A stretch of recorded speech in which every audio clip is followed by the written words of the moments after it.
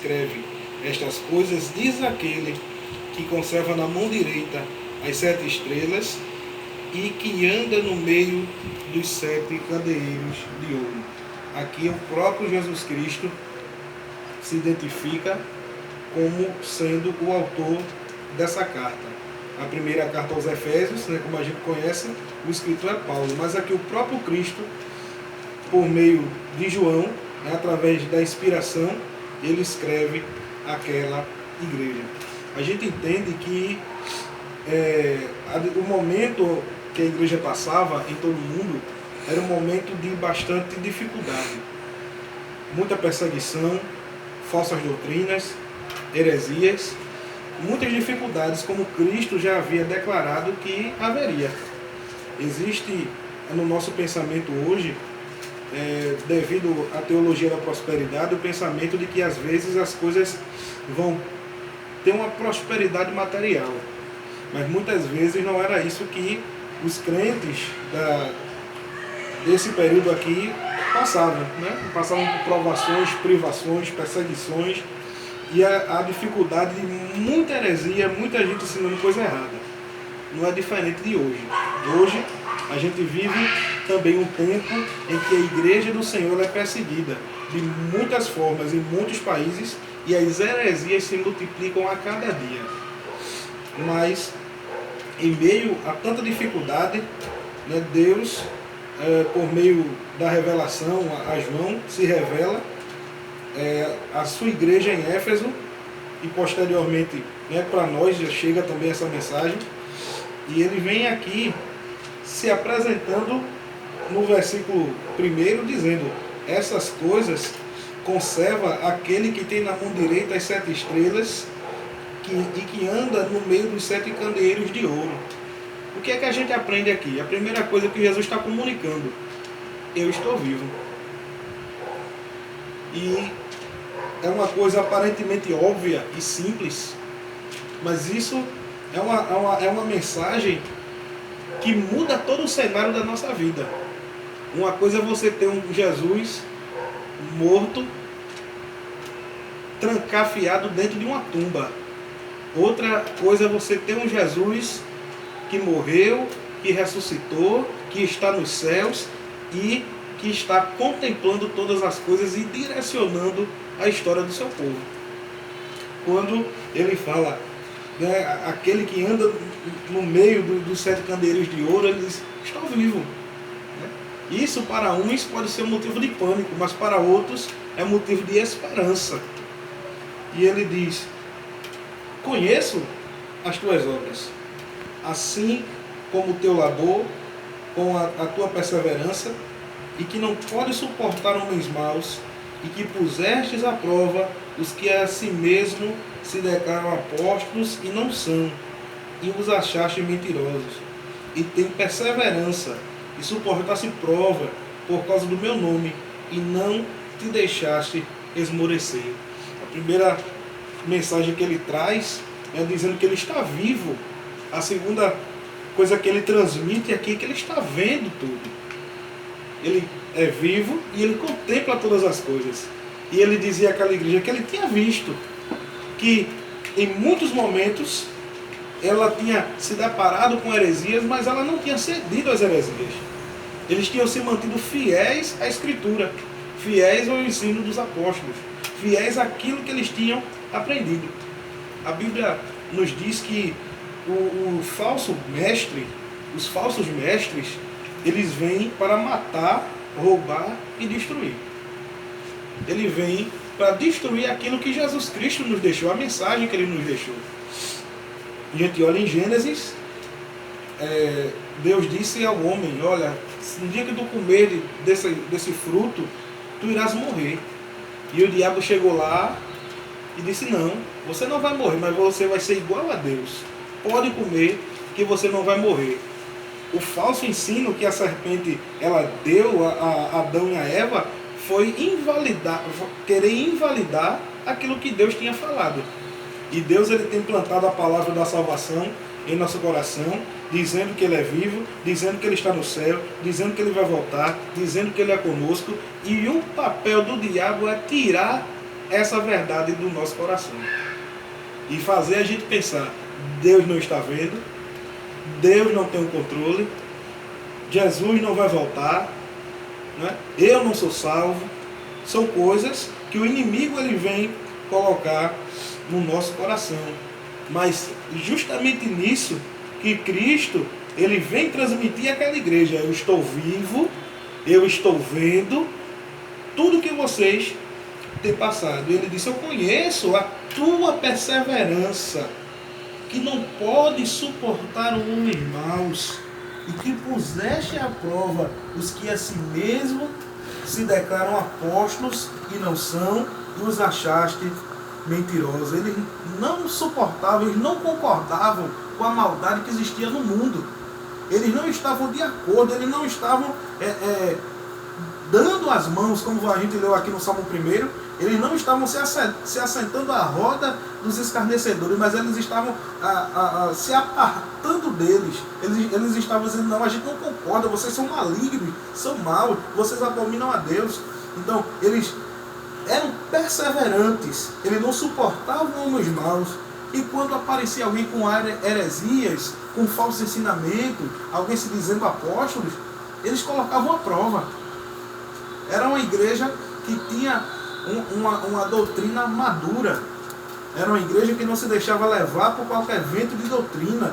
Era uma igreja que, apesar de muitas dificuldades, mas ninguém conseguia pegar eles numa casca de banana, né, doutrinária, mas eles permaneciam e perseveravam. A nossa doutrina é esta que nós recebemos dos apóstolos, a doutrina é essa, a verdade é essa, e eles não largavam daquela verdade. Irmãos, da mesma forma que Cristo ele contemplava aquela igreja, ele também nos contempla.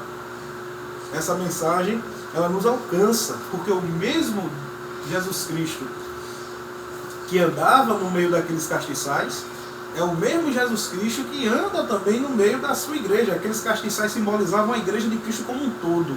Cristo ele anda no meio da sua igreja, ele sustenta a sua igreja. E ele estava dizendo, olha, vocês estão de pé porque eu sustentei vocês até hoje. Vocês estão de pé porque eu vi a perseverança de vocês, eu estive com vocês. Eu estava contemplando. Nós podemos descansar nessa mesma verdade, da maneira que os crentes de Éfeso também descansaram.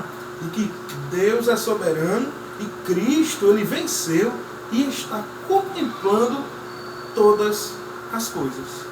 Uma igreja forte doutrinariamente, uma igreja preparada, uma igreja que não era levada por qualquer tipo de conversa, uma igreja madura doutrinariamente falando.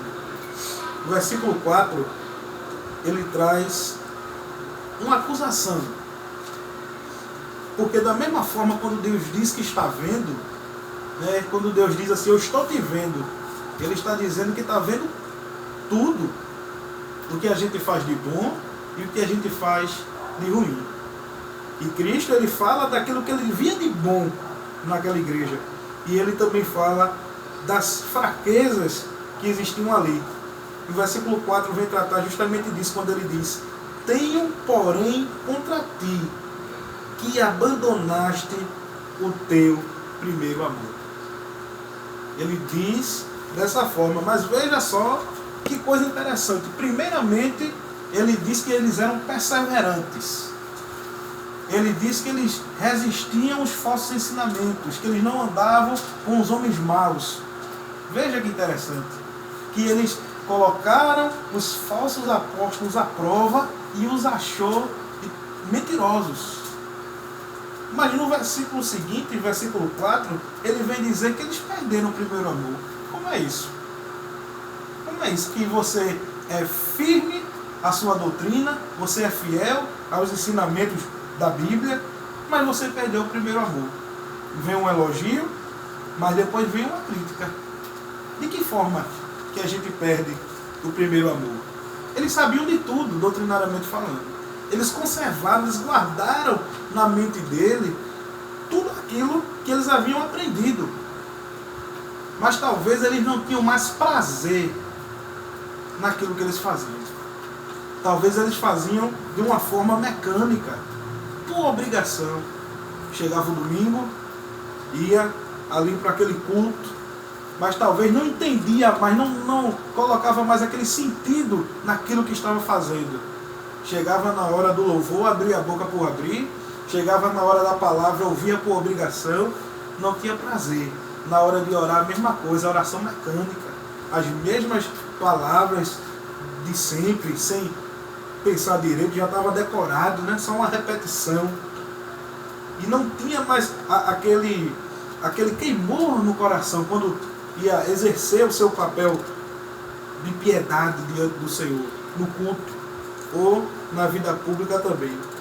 É bem verdade que da carta de Paulo até essa carta tem uma diferença de mais ou menos uns 40 anos. 40 anos de diferença da carta de Paulo para essa carta aqui, do Apocalipse. Mas, provavelmente gerações que não conheceram Paulo, né, ou não conheceram os pais daquela igreja, tinham agora se levantado, os mais velhos estavam dormindo no Senhor, e agora essa nova geração aprendia, conhecia a doutrina, mas não tinha prazer, né? Por algum motivo não tinham mais prazer, não tinham mais aquele amor, aquele ímpeto, né? O queimou de fazer a obra de Deus. É o versículo 5, ele traz um conselho: lembra-te, pois, de onde caíste, arrepende-te e volta à prática das primeiras obras, e se não venho a ti, e moverei do teu lugar o teu candeeiro, caso não te arrependas. Veja só, nesse versículo ele traz 3 coisas. Primeiro, lembra-te, pois, de onde caíste. É importante, no momento da ceia, quando se vai celebrar a ceia, sempre faz aquela leitura, né? Examinar o homem, pois, examine-se, pois, o homem é assim mesmo. É preciso que nós, como cristãos, sempre tenhamos em mente essa análise, não só no dia da ceia, mas diariamente, lembrando de onde éramos, de onde Ele nos tirou, o que Ele fez na nossa vida, onde nós temos passado durante toda essa trajetória. É importante a gente lembrar essa história que a gente tem com o nosso Deus, o que Ele tem feito na nossa vida. Lembrar se a gente já esteve melhor, se a gente já errou, o que a gente acertou, e onde a gente está, como a gente está, e como é que Deus quer que a gente esteja.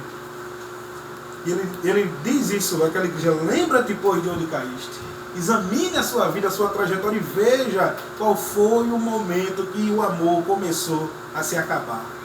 Esse amor pode ter sido o amor pela obra, esse amor pode ter sido o amor entre os próprios irmãos da congregação, mas Deus manda, primeiramente, eles se lembrarem, se examinarem. Segundo coisa, ele diz: arrepende-te. Arrepender-se. Lembrar o que foi onde foi que caíram, lembrar onde foi que as coisas começaram a piorar, e voltar atrás. E deixar Deus fazer uma mudança por meio do arrependimento. Porque só o fato de Cristo ele estar falando aqui, ele está batendo na porta do coração daquela igreja, chamando: olha, vocês precisam se arrepender. Arrepende-te. Arrepender-se é dar uma volta a 180 graus. Porque você vai, agora você não vai dar uma volta completa, você vai dar uma meia volta para seguir agora um outro rumo totalmente diferente de onde você está. Ele diz que eles precisavam fazer isso, mudar o rumo. Eles assim: estava errado, está faltando amor. Primeira coisa, lembra-te. Segunda coisa, arrepende-te. A terceira coisa, volta à prática das primeiras obras. É importante, a Bíblia diz que aquele que confessa e deixa, alcança misericórdia. Ao eles lembrarem e se arrepender, eles estavam confessando. Mas a partir do momento de voltar à primeira prática das primeiras obras, eles estavam ali deixando aquele ato que Cristo estava criticando ele, apontando que estava errado. Cristo está dizendo, para que você tenha o perdão completo, é preciso que o seu arrependimento ele seja sincero, ele seja completo. Porque o arrependimento ele não pode ser só de boca, ele tem que ser por inteiro, tem que se arrepender também, confessando o pecado e se arrependendo de coração. É o conselho que Cristo tem para aquela igreja. E é o conselho que Cristo tem para nós. Para nos lembrarmos dia a dia onde foi, se porventura tenhamos caído, e voltar às primeiras obras, a estar no centro da vontade do Senhor. Ele faz também de certa forma, uma ameaça na segunda parte do versículo. E se não, venho a ti e te moverei do seu lugar, o teu candeeiro, caso não te arrependas. Aqui a intenção de Cristo é repreender a igreja. E às vezes alguém que é adepto de arminianismo vai dizer que Cristo está dizendo que eles iriam perder a salvação.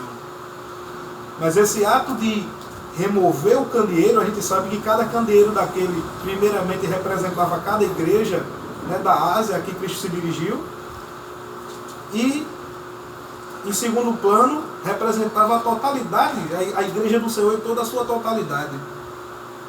Mas ele estava dizendo, esse ato de remover o candeeiro do lugar, ele estava falando de disciplina bíblica.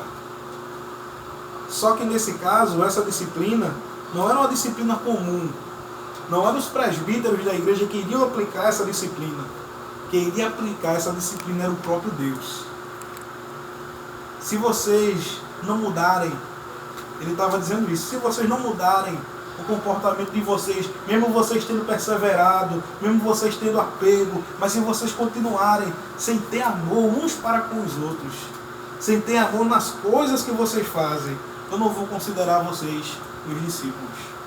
Eu vou remover o candeeiro. Ele estava fazendo isso, ele estava falando isso, para que ao ouvir essa palavra a igreja reconhecesse como era triste o caminho pelo qual ela estava indo. Era se tornar uma igreja que sabia das coisas, que tinha ciência da sua doutrina, mas que não tinha o amor de Cristo em seu coração. Como diz o próprio evangelista João, Deus é amor. Ele diz em suas cartas, Deus é amor.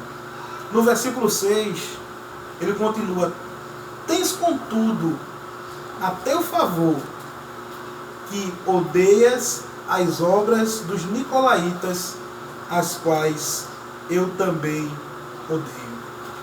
Essa obra dos nicolaítas é uma coisa constante que ele vai falar.